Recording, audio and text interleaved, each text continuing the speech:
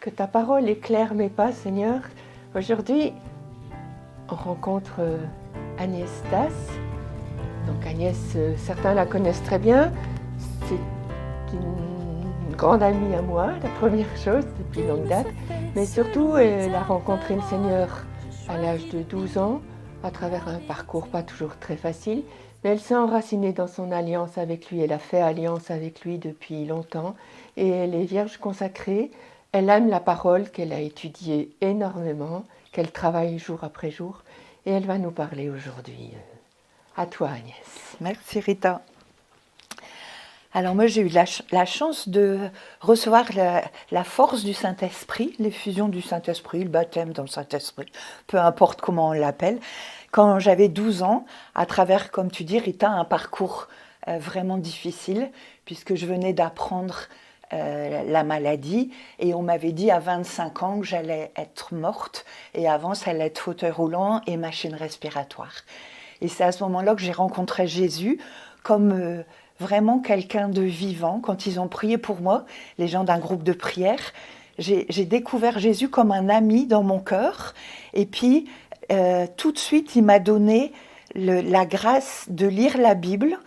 Et puis, j'avais l'impression vraiment que je comprenais la Bible et que quand je lisais la Bible, Dieu me parlait. Et c'était vraiment un dialogue avec lui. C'était vraiment une relation que je pouvais établir avec lui. Pourtant, excuse-moi, tu étais un enfant encore. Alors, je pense que je comprenais la Bible comme un enfant, mais le Seigneur me donnait de comprendre ce dont j'avais besoin. Et puis, au fur et à mesure, je l'ai comprise un peu différemment.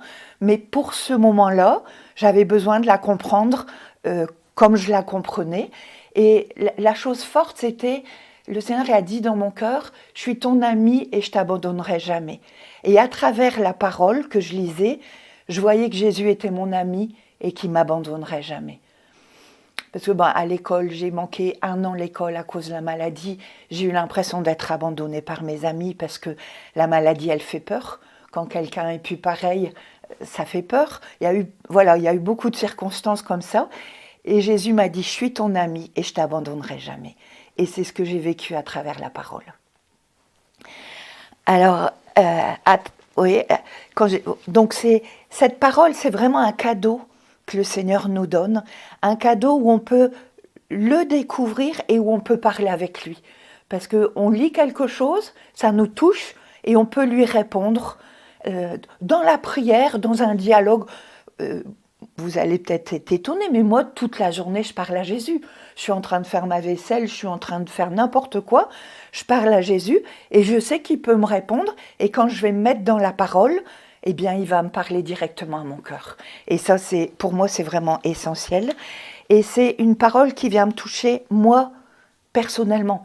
C'est une parole pour tous, mais dans ce que je vais lire, il y a tel ou tel verset qui va me toucher, moi, personnellement, pour ce jour-là. Et le lendemain, je peux reprendre le même texte, et puis c'est un autre verset qui va me toucher. Et l'important, c'est de recevoir le verset qui me touche pour aujourd'hui. Et je ne comprends pas tout. Relax. Le reste, je le comprendrai plus tard. Mais prenons déjà les versets qui nous touchent, qui nous parlent, où Jésus nous encourage, nous reprend quand on prend un mauvais chemin, une mauvaise route, etc., etc. Il sait comment nous parler à notre cœur. Et ça, c'est vraiment essentiel. Alors, quand j'ai commencé à lire la Bible, souvent je lisais la Bible au hasard, comme ça, j'ouvrais au hasard, et puis très souvent, c'était des versets qui me touchaient. Puis après, je me suis dit non, il ne faut pas que je lise que de cette façon-là, la parole, il faut que je la lise aussi en suivant. Alors j'ai commencé à prendre des livres en suivant. Vous savez que la Bible, c'est un recueil avec plein de livres dedans. Hein. Donc j'ai commencé par les livres qui sont quand même un peu plus faciles, comme les évangiles, les actes des apôtres, voilà, des choses qui sont un peu plus faciles à comprendre. Et puis j'étais émerveillée de tout ce que Jésus a fait pour moi. Pour nous tous, mais pour moi, Agnès en particulier. Et tous les livres de la Bible, en fait, ils convergent vers Jésus. Et ils convergent vers cette histoire de salut qui a le point culminant en Jésus qui a donné sa vie en mourant sur la croix et en ressuscitant, et qui fait qu'aujourd'hui, nous, on peut entrer dans l'alliance et on peut vivre ce dialogue avec Dieu, parce qu'en fait, Dieu il nous a créés pour ça, il nous a créés pour qu'on soit un vis-à-vis avec lui. Parce que ce qu'il veut, Dieu, c'est pas des pions, ça l'intéresse pas. Ce qu'il veut, c'est des hommes debout, des hommes et des femmes debout, en dialogue avec lui. Et c'est ça qu'il veut pour chacun d'entre nous. Alors, la première chose que je voudrais vous encourager, à tous ceux qui nous écoutent, c'est de prendre une traduction qui vous convient. Peut-être que la BJ, moi, la Bible de Jérusalem, c'est trop compliqué. Maintenant, c'est celle que je préfère pour moi, mais c'est peut-être pas celle qui vous convient. Donc, le principal, c'est trouver une traduction de la Bible qui vous parle. Peut-être ça sera celle en français courant, peut-être ce sera la Tob, c'est la traduction œcuménique de la Bible. Peu importe, mais prenez une Bible où vous comprenez les versets, où vous comprenez la parole. Ça, c'est vraiment une chose importante. Et puis, entre parenthèses, mais là, je pense que c'est évident pour tout le monde, quand on a un chrétien, on a une Bible. Et quand on a une Bible, eh ben, on l'ouvre. Parce que sinon, vous savez comment on est quand on a un chrétien sans Bible ? Eh bien, on est une maison qui ne va pas résister à la tempête. Et tout va s'écrouler quand il va y avoir la première tempête dans notre vie, parce que la Bible, elle permet qu'on ait des fondations, qu'on ait des choses solides. Les tempêtes, elles vont arriver. Dieu, il a dit qu'il était avec nous, il n'a pas dit qu'il n'y aurait pas de tempête. Donc, il va y avoir des tempêtes dans notre vie, mais on va pouvoir rester debout parce qu'on est enraciné dans la parole. Et au plus on va lire la parole, au plus on s'enracine dans la parole et au plus on résistera dans les tempêtes. Et ça, c'est vraiment important. Et puis, je disais tout à l'heure, si on ne comprend pas tout, c'est pas grave. Je voudrais vous redire, si on ne comprend pas tout, parfois sur notre route, il y a des gens qui peuvent nous aider. Quand on ne comprend pas quelque chose, on peut dire, moi je sais combien de fois je demande à tel ou tel prêtre ou tel qui a fait des études dans la parole, bah, attends, ça je ne comprends pas, tu peux m'expliquer comment tu comprends ce verset ? Et puis on peut s'aider les uns les autres, et même la compréhension qu'on a les uns et les autres, ça s'enrichit l'un l'autre. Donc, et c'est ce qui s'est passé pour Philippe, qui a été emporté, c'est dans Actes, au chapitre 8, Philippe, il a été emporté par le Seigneur. Non, il n'a pas été emporté.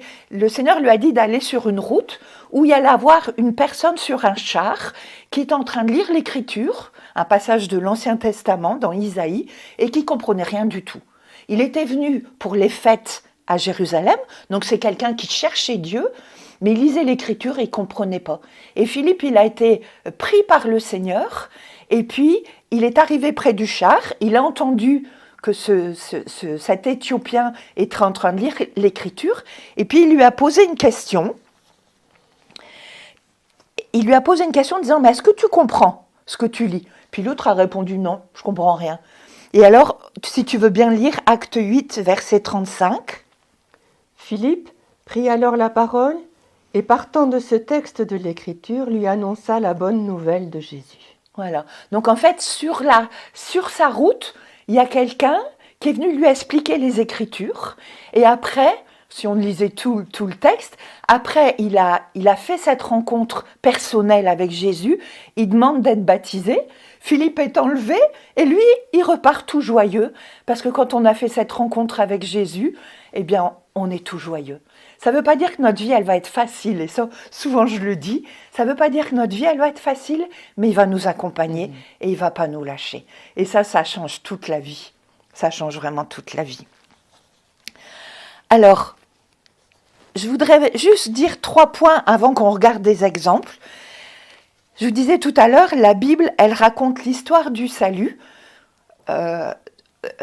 Vous entendrez plus tard l'histoire avec Jérémie, c'est un morceau de l'histoire du salut. Et toute cette histoire, en fait, elle nous amène à Jésus. Jésus qui est venu, l'autre jour j'avais jamais réalisé que Jésus c'est le premier homme et le dernier homme qui a décidé de naître sur la terre, et le premier et le dernier homme qui a décidé de donner sa vie pour l'humanité. Et je disais, wow, mais c'est extraordinaire, quoi. Jésus, il se donne complètement jusqu'à naître dans notre humanité. et jusqu'à donner sa vie dans la mort pour ressusciter, pour nous donner cette vie de Dieu.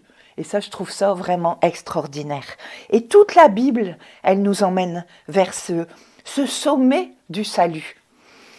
La deuxième chose, c'est que Jésus, il est vivant, et son désir, il est vivant et fidèle, et son désir, c'est de se révéler.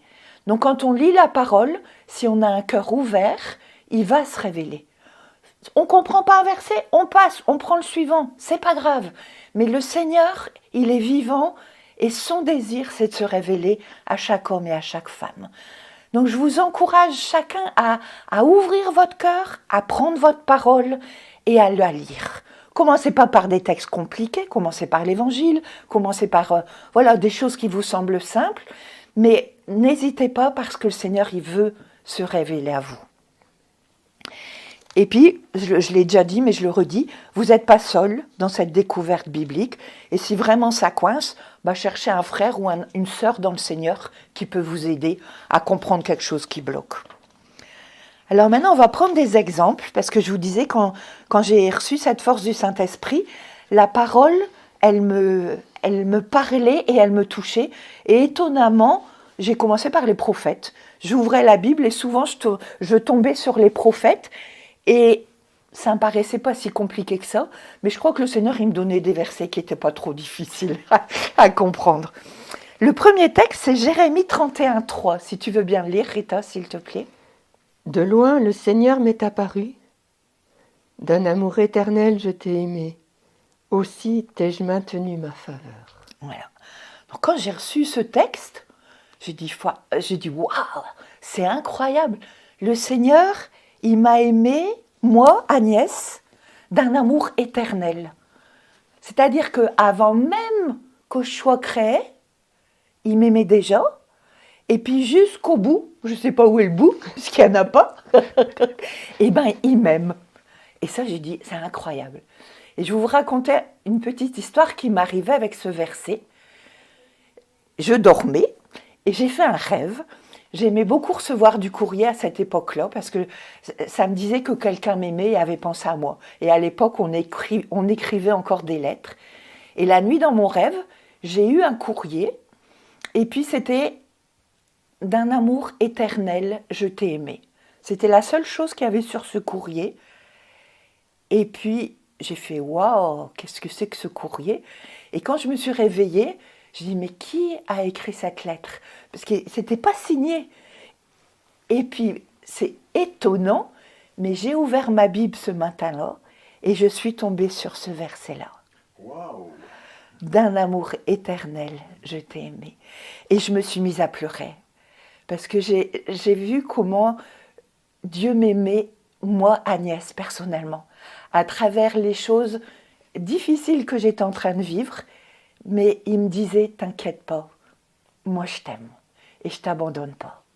Et pour moi, ça a été quelque chose de vraiment très fort de Dieu qui veut me parler à moi personnellement. Et ça a été un encouragement incroyable. Un autre texte, ça va être dans Isaïe, au chapitre 55. On va d'abord prendre le verset 6.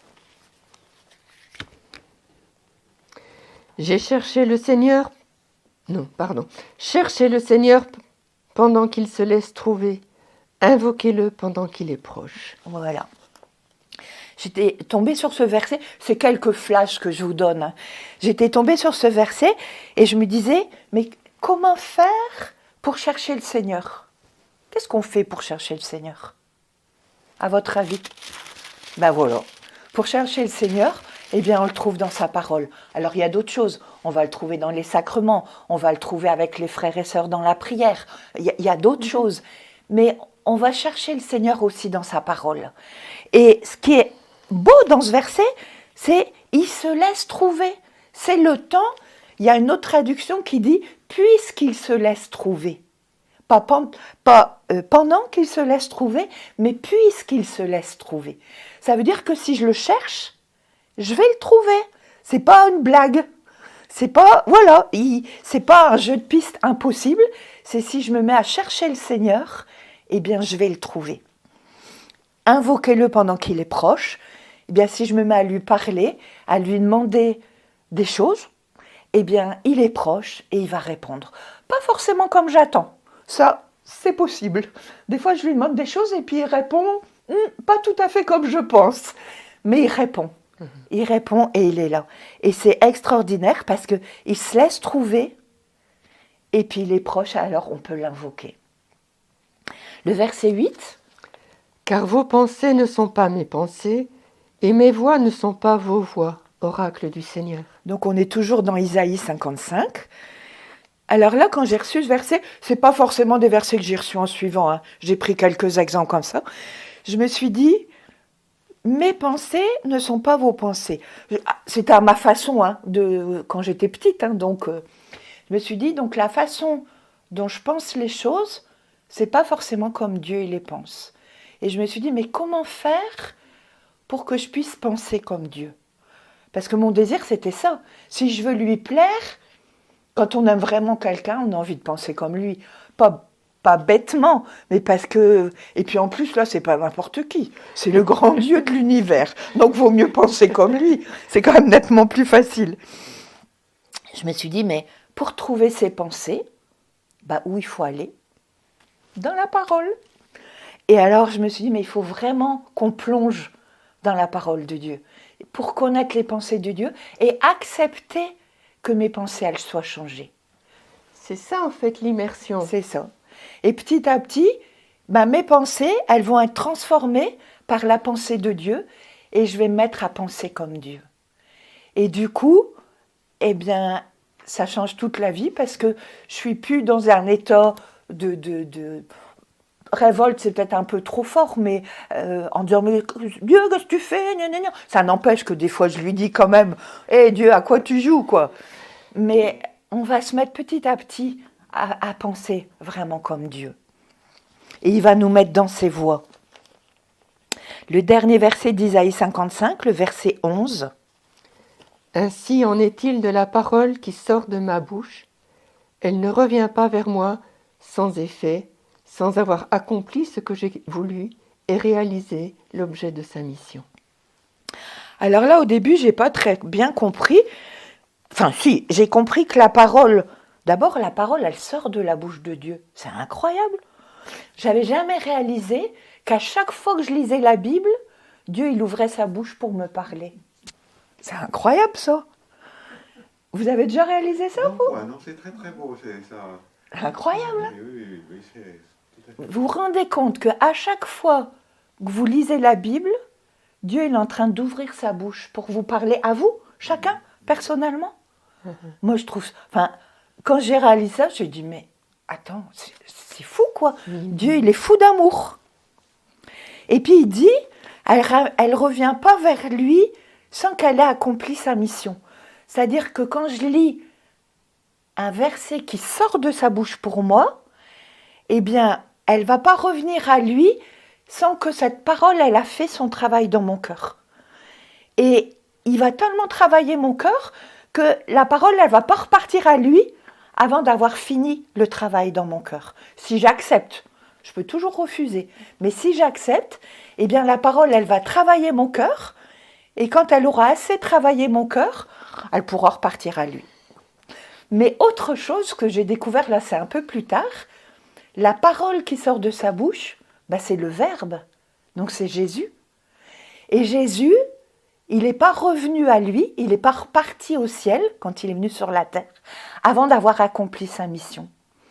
Et sa mission, c'était de donner sa vie pour chacun de nous, pour que on puisse devenir enfant de Dieu, qu'on puisse être pardonné de nos péchés et qu'on puisse vivre en dialogue avec le Père qui nous a créés pour ça. Et j'ai dit, mais c'est fou, Dieu il a envoyé Jésus qui s'est donné jusqu'au bout pour qu'il accomplisse sa mission et pour qu'aujourd'hui, moi je sois adoptée dans la famille de Dieu. Je ne sais pas si vous avez déjà réalisé ça, mais je suis la petite sœur de Jésus. Et chacun en est le petit frère ou la petite sœur de Jésus. Et ça donne une proximité qui est extraordinaire. Et on peut lire cette parole avec comment dire, oui, avec cette proximité. Avec cette proximité. Et elle va jusqu'au bout. Alors, je pense qu'il nous reste encore un petit peu de temps. Ok. On va faire le psaume 139 et on va lire le verset 1. Seigneur, tu me sondes et me connais.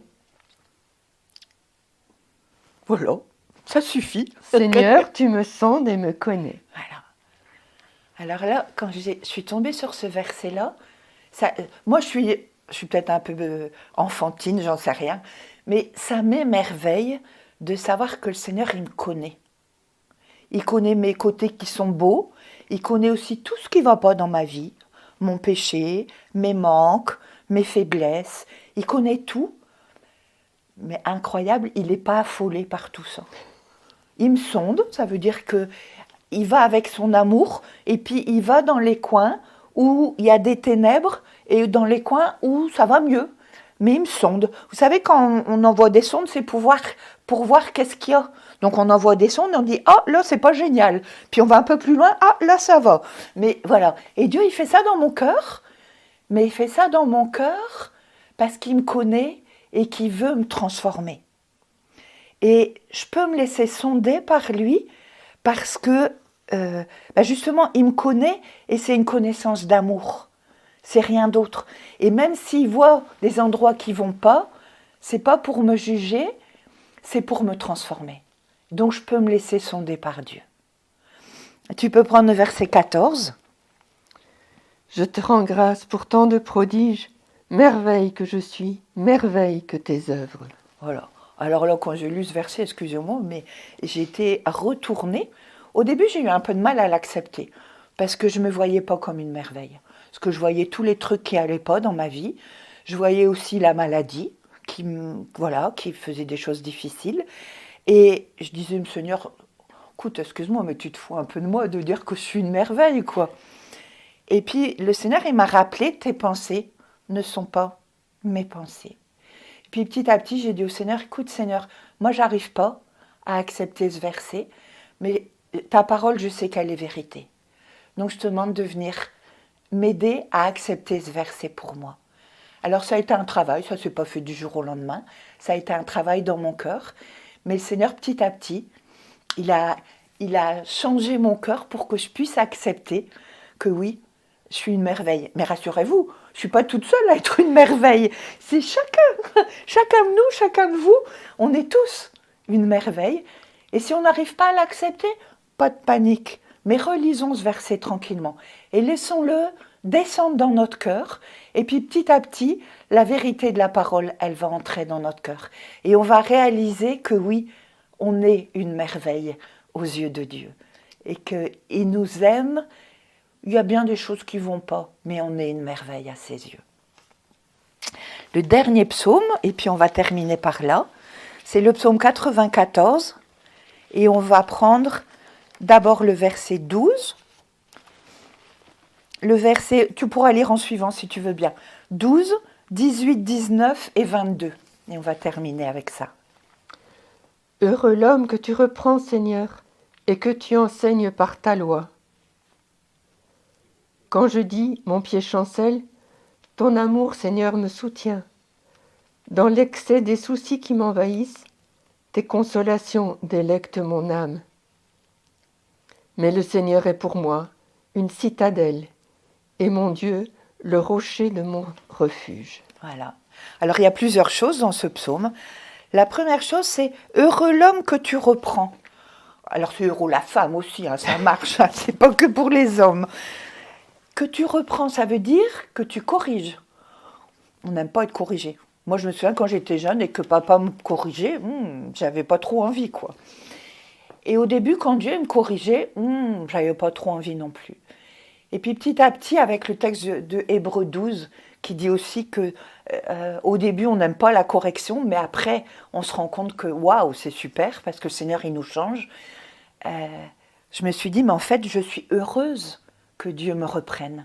Je suis heureuse qu'il vienne me montrer mon péché, qu'il vienne me montrer « Ah non, Agnès, ça va pas. Ce que tu penses ou ce que tu fais, ou non, non, là, ça va pas. Laisse-toi reprendre par moi. Laisse-moi te transformer. Au début, on fait ouh comme ça, et puis petit à petit, on laisse le Seigneur nous changer, un peu comme, tu sais, l'argile qu'on doit façonner. Il y a des endroits où l'argile, elle a pris une forme un peu bizarre, qui va pas.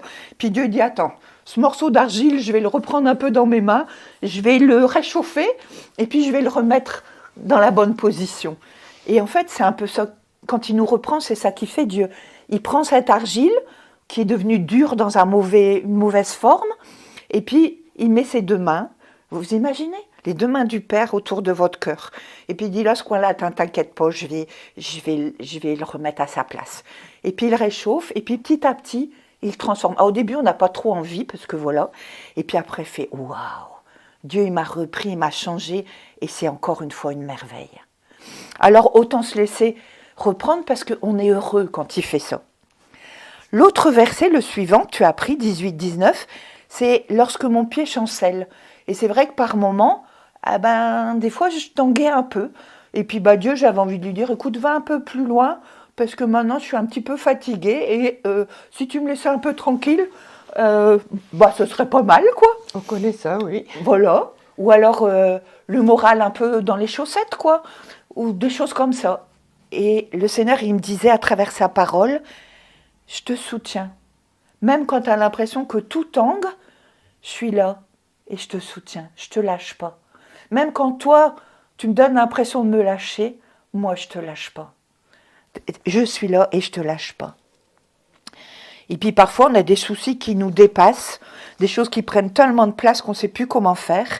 Eh bien, le Seigneur, il vient nous consoler. C'est dans la parole, hein.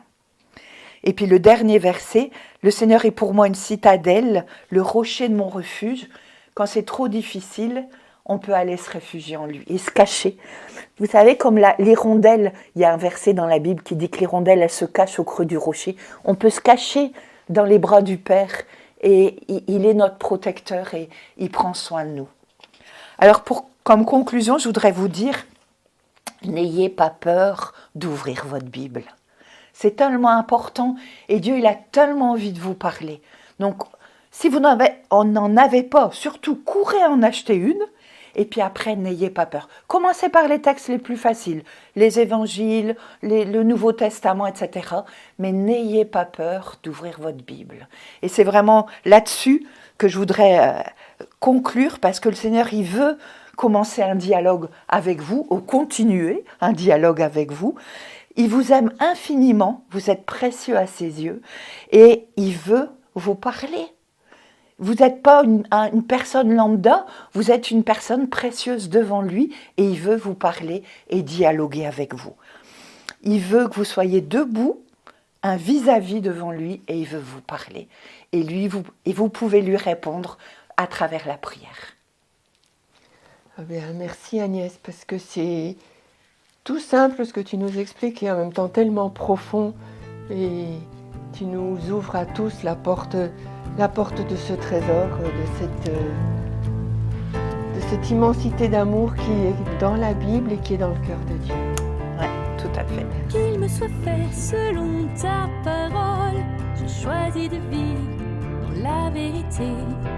Qu'il me soit fait selon ta parole, je choisis de vivre dans la vérité de ton amour.